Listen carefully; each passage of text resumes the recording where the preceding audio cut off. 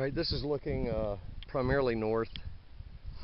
Looking in the direction of actually where Carnes battery would have been located, over near that white barn, apparently they say. And it ended up eventually firing over towards Starkweather's Heights, which are northwest and over around swinging to the west over here. You can see that Starkweather Hill right there. Later in the fight, Carnes battery would fire and enfilade the troop dispositions from the north across their frontage that were located on that hill over there. Let's swing back around to the north. And it's hard to see, but there's kind of an optical illusion. We're on the extreme left of Open Knob, and you can see that the ground abruptly terminates. And so just yards from the furthest left gun of the battery, the ground abruptly dropped off. And I don't know if you can see it, but right down here there's a telephone pole. That telephone pole is well over 100 and something yards away.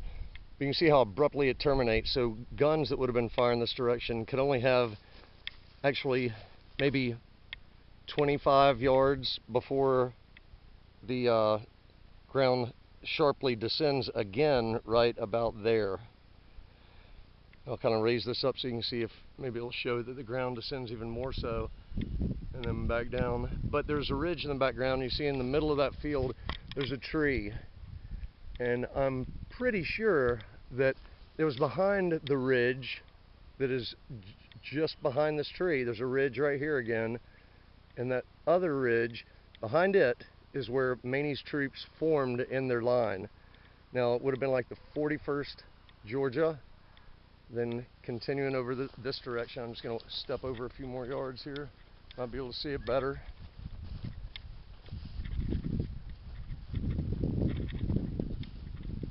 Alright, but the 41st Georgia forming primarily back in that direction, behind that, in the ravine behind there. Then, of course, the 6th Tennessee, and then the 9th Tennessee would be formed all the way up to here. And believe it or not, it's only right about there where that depression halts. And that's where the troops would have formed. Now, of course, that split rail fence line runs north-south all the way on down this direction. And we know that the 1st and 27th Tennessee could not form any further south because the 1st Tennessee would have literally encroached and marched up right behind the 16th Tennessee.